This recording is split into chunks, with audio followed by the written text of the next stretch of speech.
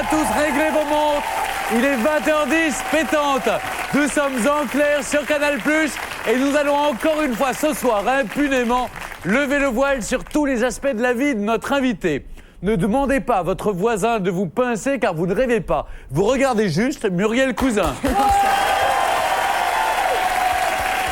Connu autant pour son rap underground que pour son casier judiciaire, ce jeune loup du 9-3, fondateur du groupe NTM, taille des costards à ses fans avec sa marque comme 8 et joue le boss qui donne des boss. Adepte du violon, ce musicien ne se contente pas de battre la mesure, mais aussi certains de ses semblables, pour peu qu'il porte un uniforme. Accueillons de concert cet amateur de rap qui dérape, Joey Starr.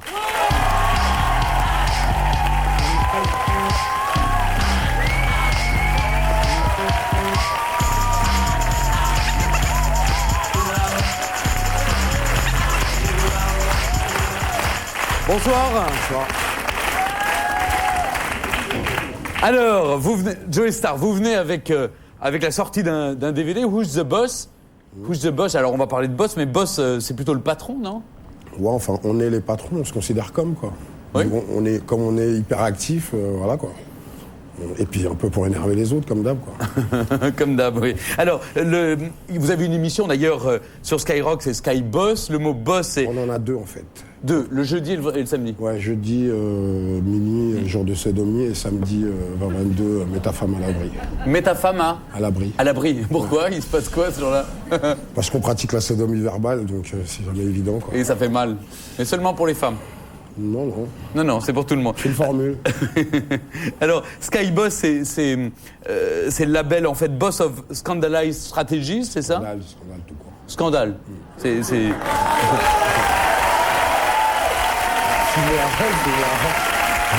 fait remarquer. T'arrives au bon moment. Ah, vous venez avec un cadeau, Ariel.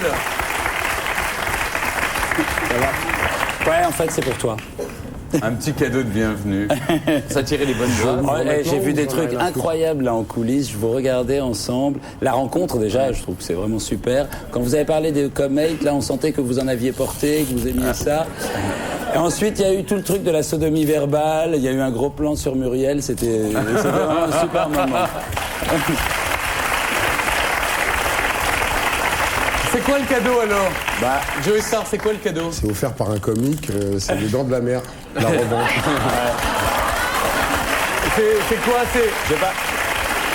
C'est à cause des dents ou c'est à cause... Parce que c'est un film que vous regardez, vous avez vu 20 fois, non? Non, même pas. Ah bon, même pas? Non. Alors pourquoi ce cadeau?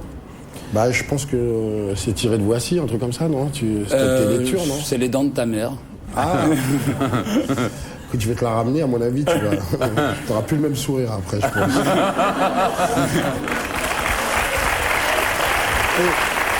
Moi, j'ai lu toutes vos déclarations depuis des années. D'accord. Hein? Alors, j'essaye de... Qui ne sont pas forcément les miennes. C'est vrai? À chaque fois. Parce que vous avez Ça dépend, quoi. Des fois, on raconte un peu ce qu'on veut, quoi. Bah oui, mais vous en faites tellement aussi. C'est-à-dire que parfois, c'est vrai que c'est toute la difficulté de savoir si vous parlez sincèrement ou si c'est simplement de la provocation. Non, je ne pratique pas la provocation, déjà d'une. Non, j'essaye de parler sincèrement au possible. Ouais, de toute façon, j'ai aucun intérêt à aller à l'encontre de ça, quoi. Enfin, d'après moi. Vous êtes chaud ou pas, Non, Stéphane? oui, volontiers, mais je suis chaud surtout pour accueillir un autre Stéphane qui va venir en renfort, non? Stéphane Guillon.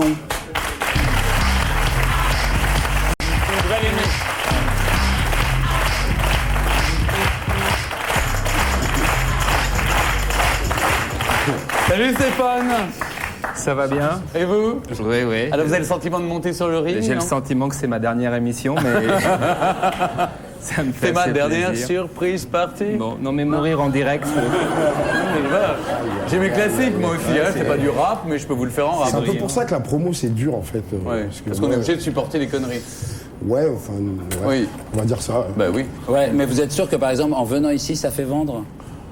Je sais pas, on m'a présenté un programme promo, j'ai dit oui, comme toi je te connais, pour moi t'es quelqu'un d'assez pertinent, j'ai dit tiens je vais venir. J'y vais parce que j'aime l'accident en même temps, et puis bon voilà. Vous allez être servi. Voilà, alors Stéphane.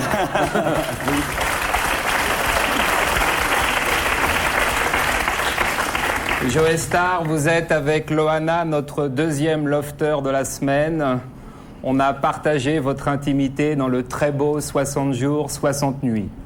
Vous étiez associé à Francis Lalanne, un choix pas très malin, hein, physiquement vous vous ressemblez. Et puis les textes de vos chansons sont sensiblement les mêmes. C'est marrant, mais il y a plein de gens qui me font penser à vous. Doc Gynéco, qu'on a reçu il y a 15 jours. Bon, peut-être un rap plus couillu que le vôtre, plus engagé. Le Doc, on sent qu'il faut pas trop l'emmerder, alors que vous, on sait qu'on peut vous mettre une branlée, quoi.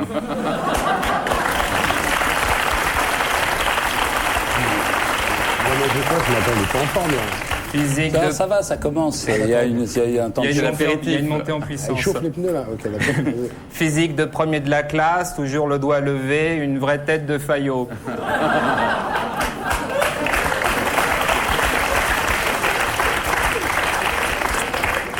À ce propos, quand vous vous êtes fait casser la gueule par les deux hôtesses de l'air, là, les deux petites salopes d'Air France, j'étais très solidaire. Je sais qu'on vous a refait les dents de devant.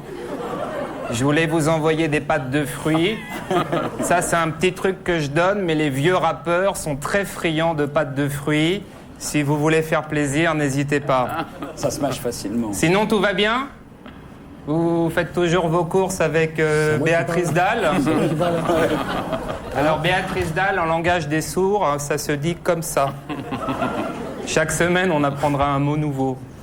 Alors, ne vous vexez pas, mais je vous préférais avec vos chicots en platine. D'abord, ça vous adoucissait le visage.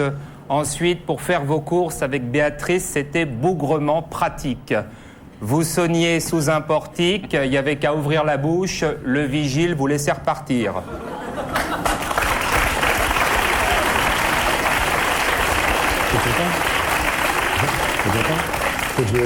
Pas besoin. Il y a la fin, attends. Pas besoin d'ouvrir son cabas. D'ailleurs, c'est un truc que j'ai jamais compris chez les rappeurs, c'est cette mode du cabas avec le foulard Hermès et le caniche sous le bras. C'est pas parce qu'on fait une musique pour l'amicale des anciens de Verdun qu'il faut s'habiller en conséquence. Puis le froc à moitié baissé, ils ont les mêmes dans les maisons de retraite. Mais c'est à cause des couches.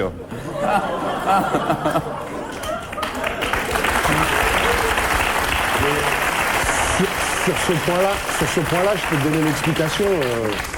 Je suis un mec qui en chie, donc forcément... Alors, vos prochains concerts Joe Star ont été annulés. La canicule... Non, c'est bon, là, ça.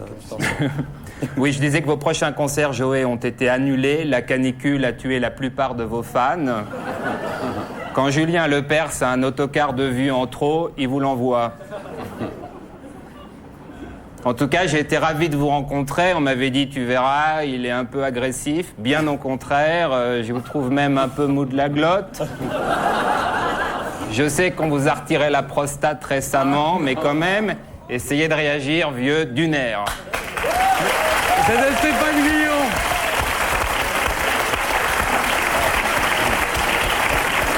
Qu'est-ce qu'on dit? Je sais pas, moi.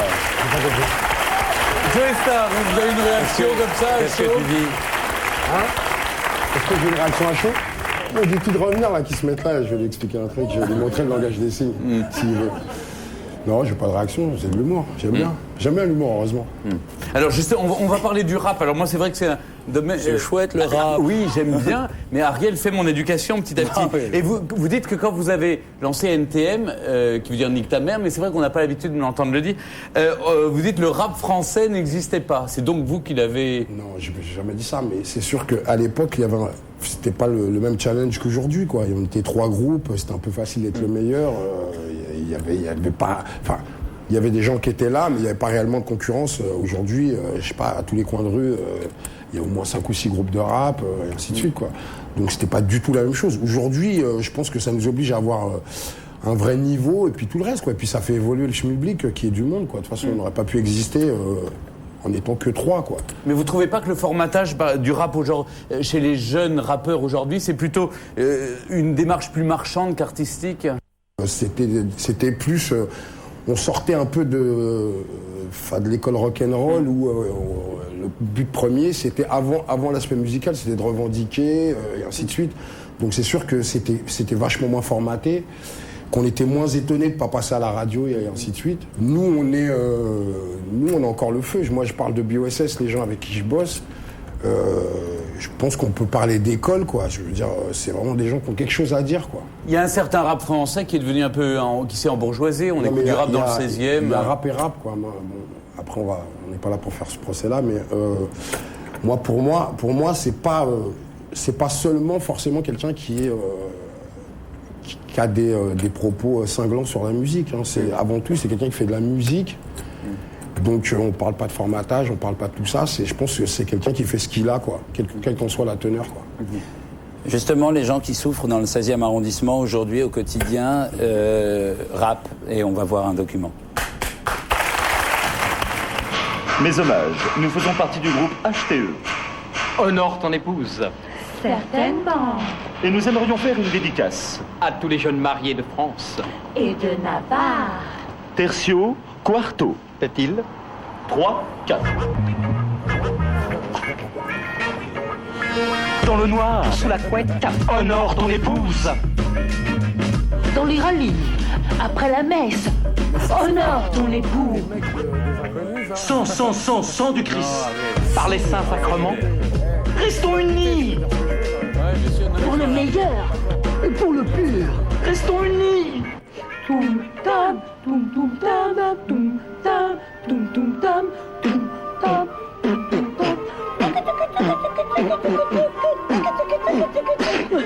Sang. Sang du Christ. Pour faire de bons chrétiens. Pour épurer la France. honore ton époux. Pour communier sans péché. Honore ton épouse. Oh, nous avons la chair en feu. Soyons délinquants. Allons casser des toasts. Et brûler des cierges, certainement.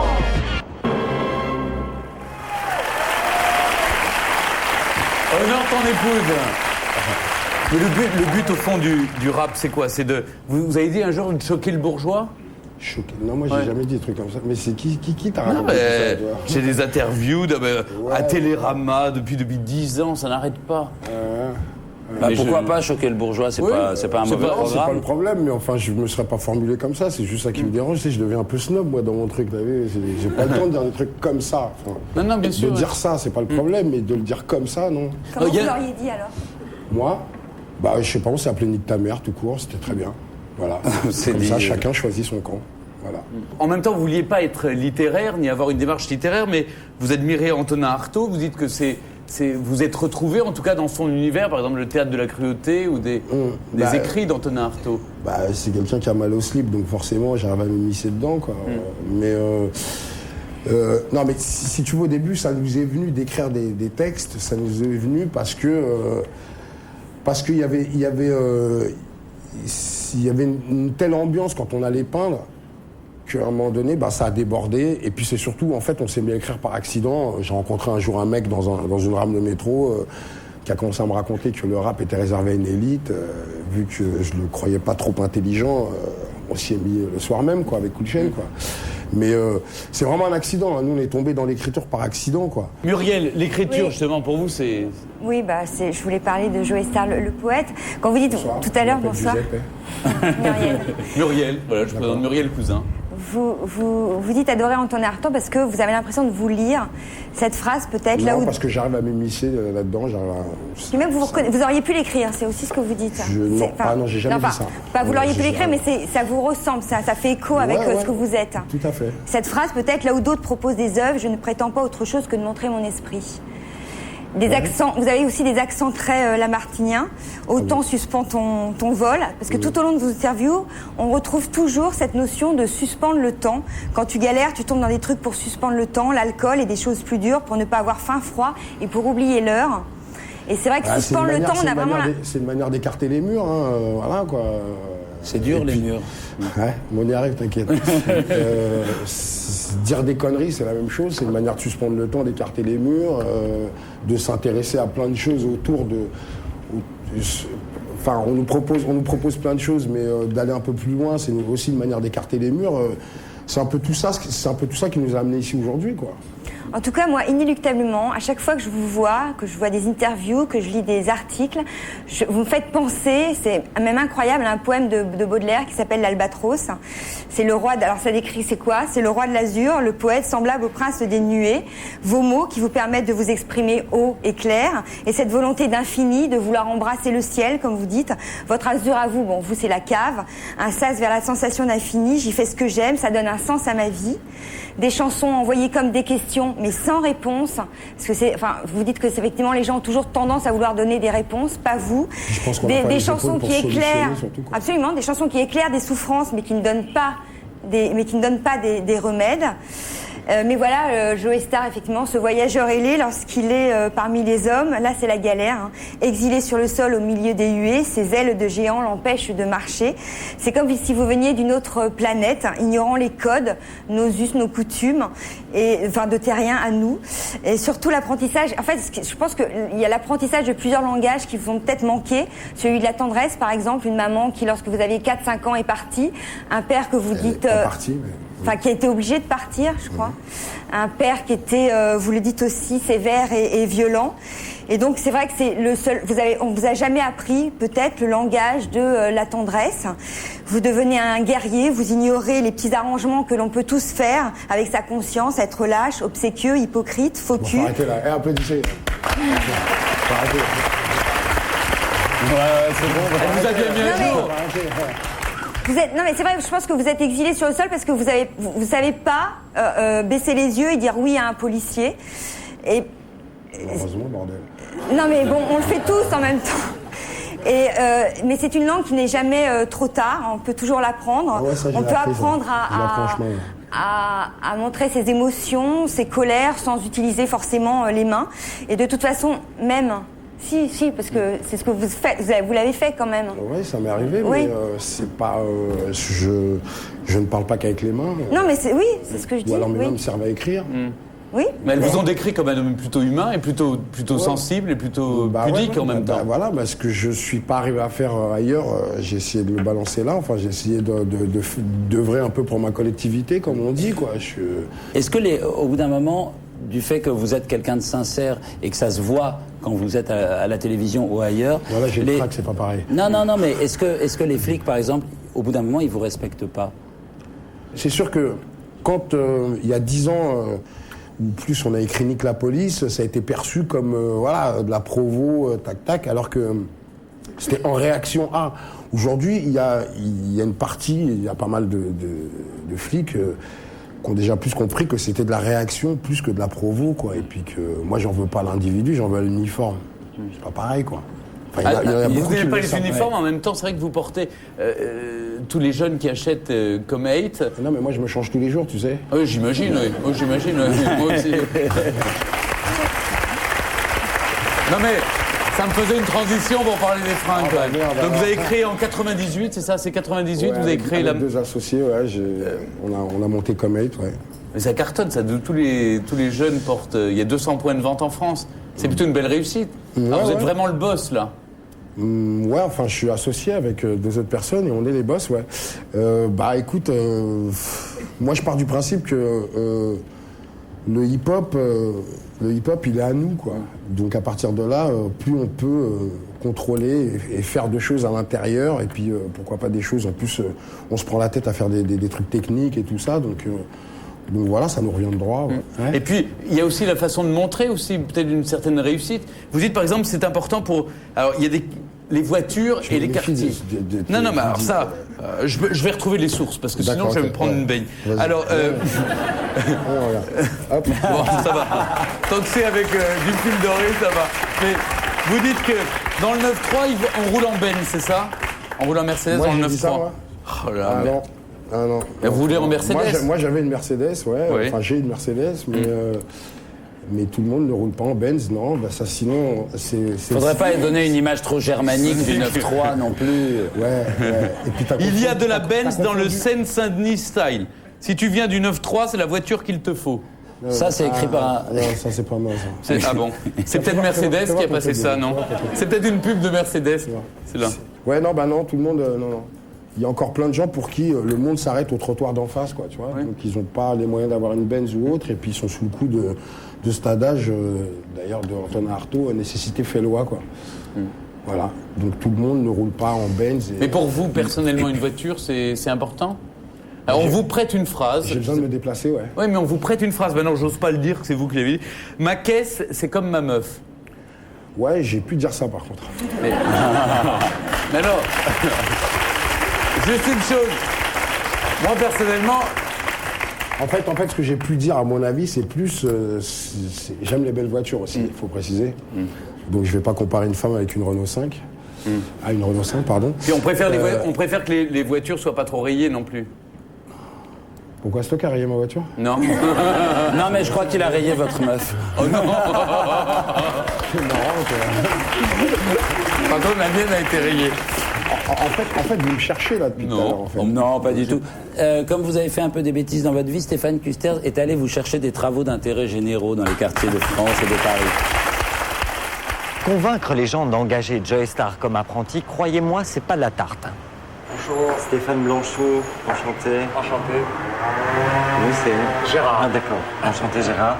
Donc je vous explique, je m'occupe de Joey Starr. Et donc en fait, il doit faire quelques petits travaux d'intérêt général pour se racheter 2-3 bricoles.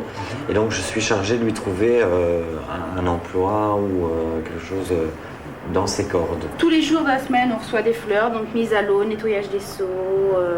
Oui, ça il voudra peut-être pas le faire, donc ça ce sera Ah bah oui, peut-être mais à ça, vous, c'est... Ah non, non, mais nous, c'est le boulot de fleuriste. Qu'est-ce que vous faites une fois que la viande est ici On désosse, on ça, épluche, ça, il va adorer, je pense. Hein. Ça, par contre, il faut absolument pas qu'il se mette près du poulet. Hein. Non. Il déteste les poulets. C'est du genre à dire, ah ben, je veux mettre ça comme ça, voilà.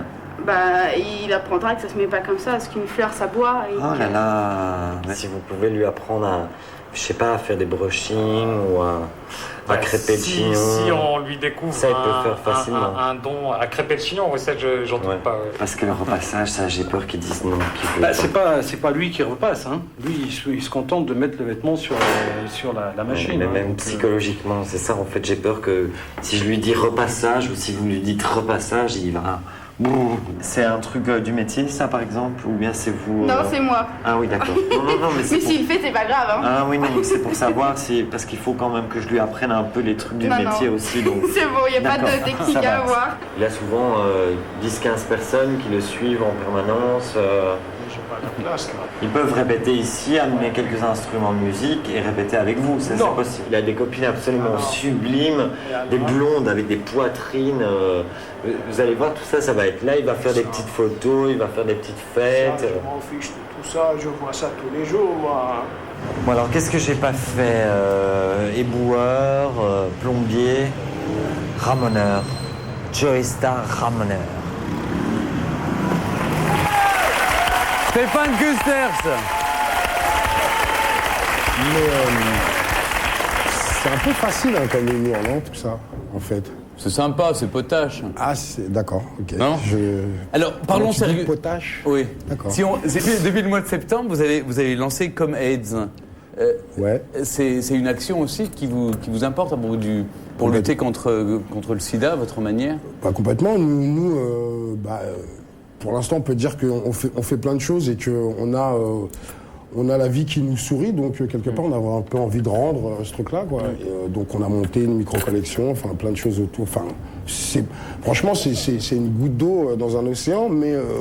non, mais ça vous importe, visiblement. Ouais, complètement, ouais. On se devait... Alors, vous pensez avoir entendu tout et n'importe quoi sur vous, Joey Starr, et vous n'imaginez sûrement pas ce qu'Ariel a pu encore trouver. C'est le saviez-vous?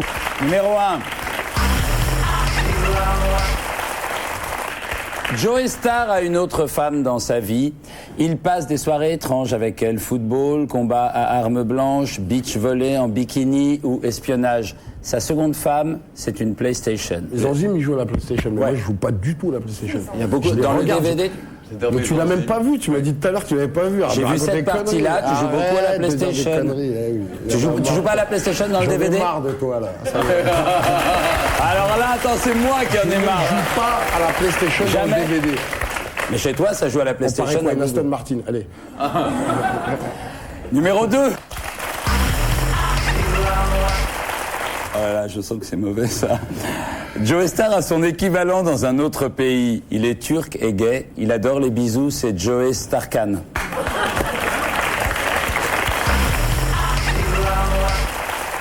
Joe Star aime les animaux. Il prend grand soin de son rat, Rakhenaton, de son lapin, Stomy Bugs Bunny, et d'Assassin, son jeune marcassin.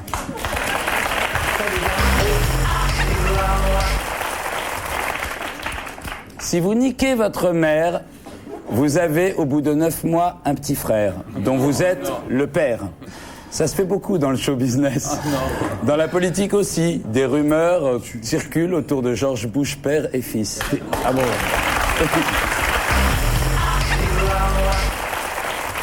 Pourquoi Joe Star ne gagne-t-il pas toutes ces bagarres?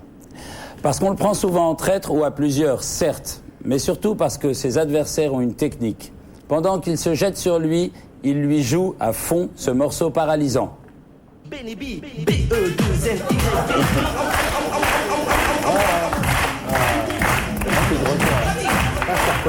bah voilà, vous faites la paix, très bien. Je le reconnais. Là. Bah non, mais on s'embrouille pas non plus, ça va. C'est vrai qu'à ce moment-là, je sais pas quoi faire. Ah ouais, non, je suis pris de... Vous vous êtes déjà fait attaquer par des types avec un ghetto blaster qui balance Benny B, je veux dire, on peut rien faire.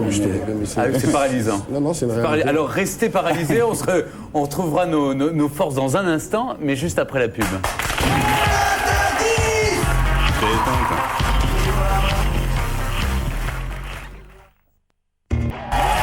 Et oui, vous êtes bien sur le plateau de 20h10 pétanque. Et je dois dire que jusqu'à présent, tout s'est bien passé avec Joe Star, notre invité.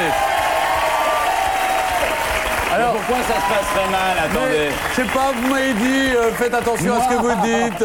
Vous m'avez mis en garde, Ariel. Et au fond, je trouve que c'est vraiment un type bien. Et en plus, il dit des choses intelligentes et c'est un poète. Alors, c'est Boss of Scandal Strategy. Voilà, il y a le DVD. Mais je suis atterré quand même. À chaque fois que je vais quelque part, et à la fin, mais bordel, il a un cerveau finalement. Mais ouais, c'est incroyable. On a le sentiment qu'aujourd'hui, vous montrez plus et vos émotions, vos sentiments. Mais là, je fais de la promo, là. Est-ce que vous avez dans le cerveau? Alors. Elle a 2 points communs avec vous, Joe Star. La France entière connaît son visage et sa voix. C'est une passionnée de musique, mais je crois que ça s'arrête là. Merci d'accueillir Ève Ruggieri.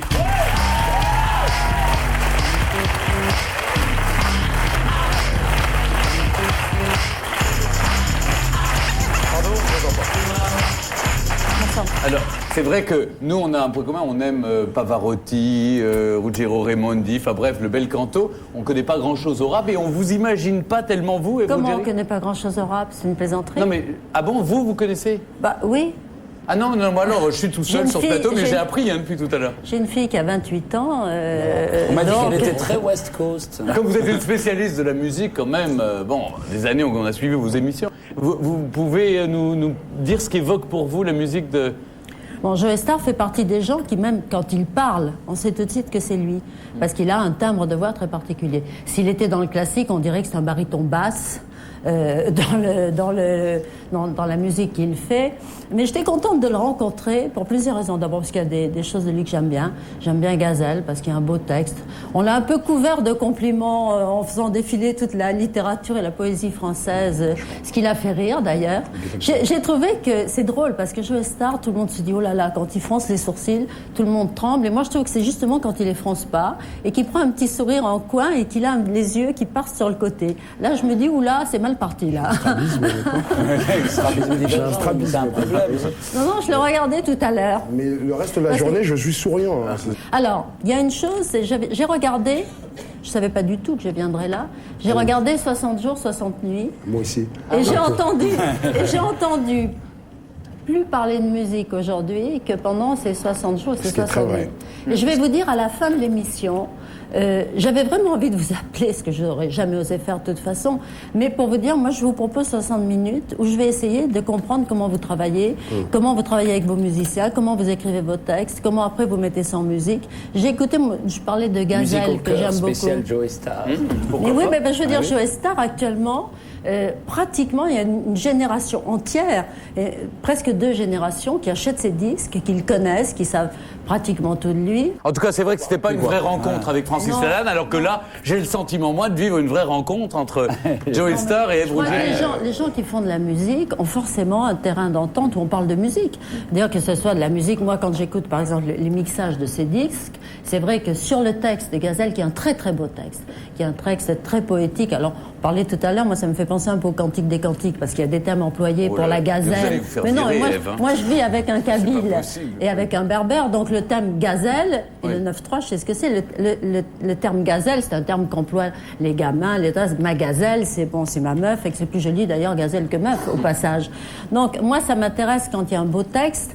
Je trouve qu'il y a je trouve qu'il y a un tout petit peu trop de grave et que par certains moments, on perd le texte. Donc, peut-être que c'est mon appareil à moi. Je fais ce que j'ai, quoi, c'est mon problème.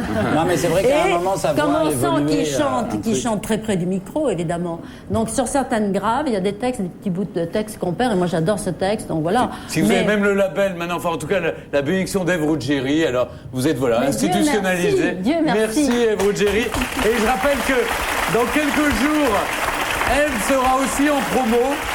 Et oui, parce qu'il y a son nouveau roman historique, Le rêve de Zamor, qui est publié chez Plomb. Merci, Ève Ruggieri, d'être venue quelques jours avant la sortie nous en parler. Pas nous parler de Joey Starr. Je trouve que c'est très vendeur, ce qu'elle vient de faire. Bah oui, c'est bien. Ouais, c'est très vendeur, c'est très bien. En plus, c'est très bien fait, quoi. Ouais. Alors, Joey Starr. Vous n'avez pas dit le prix du livre, mais c'est pas grave. Non, vous le voulez. 16 €. TTC. Oui. Vous en apporté. Merci. Ah, bah vous l'aurez gratuitement en plus. Quelle bonne ambiance c'est ça sur ce plateau. C'est ça d'être une star, Ariel. Alors, cela dit, l'actualité de Joey Starr, c'est vraiment ce qui se passe. On apprend plus dans ce DVD que j'ai appris effectivement dans l'émission 60 jours, 60 nuits. Notamment, on vous voit dans votre cave. De toute façon, heureusement, vu que c'est vous qui contrôlez. Ouais, c'est vous qui contrôlez. Alors, on vous a vu dans votre cave. On va peut-être regarder un extrait, non, vous voulez Ben, on en parle après, on regarde. Ah, sinon, vous pouvez parler dessus, hein. Michou.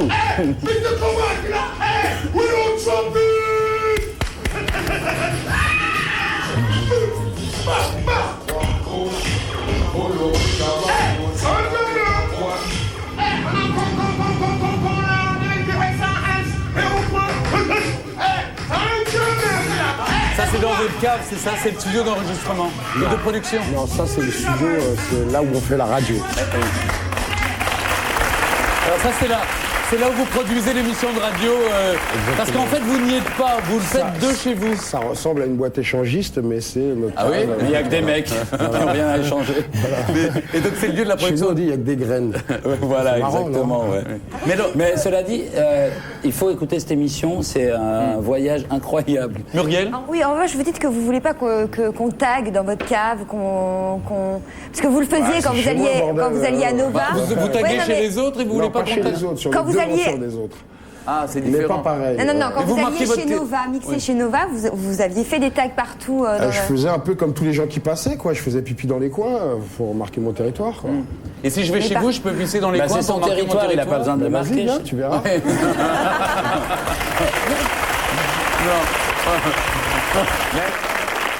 J'ai essayé de comprendre un peu qui vous étiez, Joey Starr, en lisant ce bouquin. Je ne sais pas si vous le connaissez, d'Estelle Surbranche et de Vincent Brunner, NTM, les guides Music Box, où il y a tous vos textes et on essaye d'analyser. Qu'est-ce que c'est que ce truc Oh, les ganaches qu'on a en plus. Qu'est-ce que c'est que ça Je sais pas, ils expliquent un peu. Manager. Ça, c'est un truc que vous n'avez pas contrôlé, vous voyez ? Eh ben non. Eh ben oui, c'est... À vous confisquer quand c'est pas vous. Non, je veux voir, t'es dingue. Oui, mais attends, je vais aller l'acheter en plus. Non, mais ce qu'il y a moi, je voulais en parler parce qu'ils expliquent votre vie à travers vos textes. Par exemple, sur la violence, il y a notamment il y a une chanson Laisse pas traîner ton fils, etc.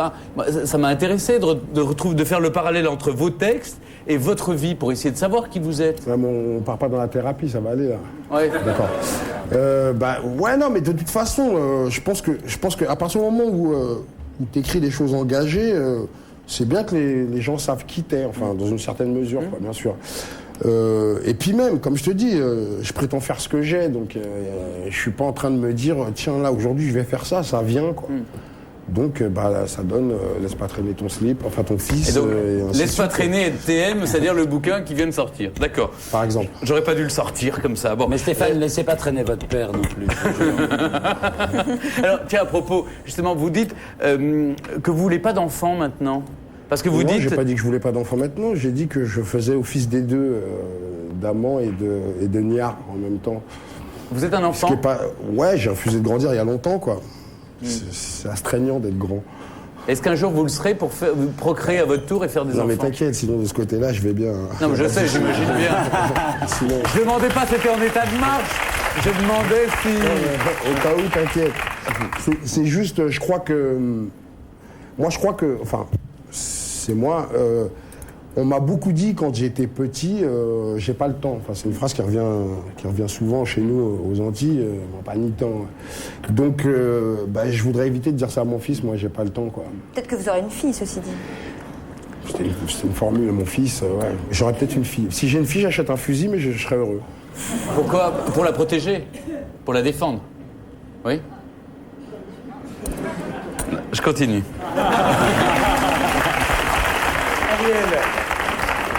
Enchaînez, cher ami. Ok. Oui, donc il y a un autre moment culte dans cette émission. Ce sont ces femmes qui veulent épouser Stéphane Bern. C'est la Bern Academy. Ah, je l'ai vu ça. 4 filles célibataires avec Nwina, Jessifer, Kim et Adèle Muguette. Elles sont filmées 24 heures sur 24 par 112 caméras. Leur rêve dans la vie, séduire Stéphane Bern.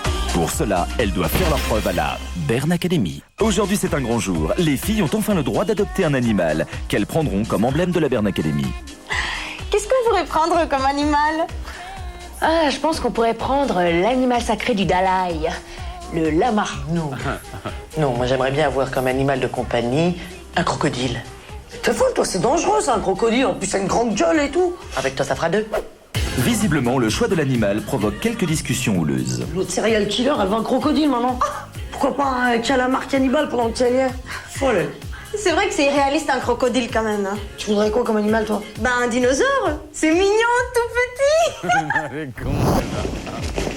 Sinon, il existe un animal carrément darwinesque, qui vivait dans l'ère informatique et qui a su s'adapter aux ordinateurs, tu vois. Ouais, la souris.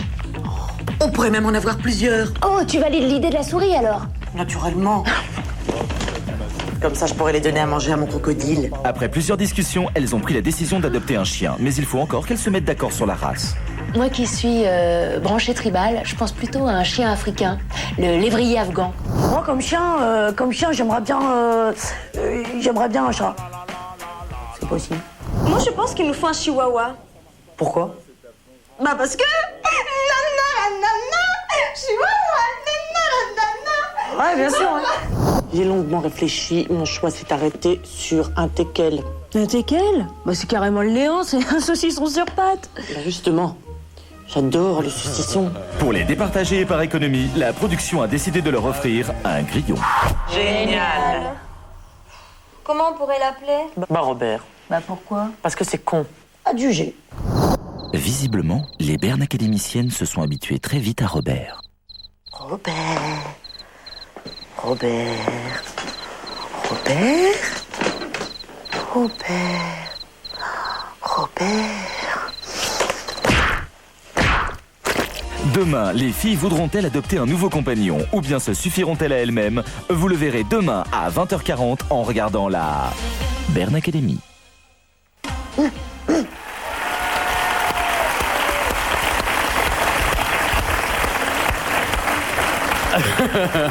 Bon, là, j'attendais une réaction à droite, non? Je suis content, ça te fait rire. Oui. Donc, Ah, mais moi, rien m'amuse, même vos vannes, hein, ça me fait rire. Ah, Alors... pardon. Pas mal. Non mais Stéphane, ce qu'il faut comprendre, c'est que c'est un sport de se vanner. C'est un truc qui prend la journée, on passe son temps à ça. Ah oui, on sort de là, on est rincé. Mais non, mais oui. c'est le bonheur de se vanner en permanence, c'est ça. Très bien, alors il va falloir fermer... Je sais pas de quoi il parle. Hein. Oui. Ouais, bien sûr. Il va être temps de fermer les vannes, en attendant j'aimerais... T'es marrant finalement. Oui, finalement je suis drôle. Alors, le boss... Non, attendez, j'ai compris. Who's the boss? Voilà, c'est le titre du DVD Buzz of Scandal. Bref, on apprend tout sur Joey Starr, mais vu par lui. Eh bien, remettez vos montres à l'heure. J'essayais juste d'imaginer Joey Starr qui se promène avec vous derrière, qui dit « c'est lui le boss ». Oui, mais visiblement, on n'est plus copains entre vous, parce que là, à mon avis, il y a de l'eau dans le gaz. En fait. Non, tout va bien. Remettez vos montres à l'heure. 20h10, pétante, c'est terminé. Nous relâchons Joey Starr, mais d'autres dossiers seront traités, mais toujours à 20h10 pétante. Bonne soirée sur Canal. Salut.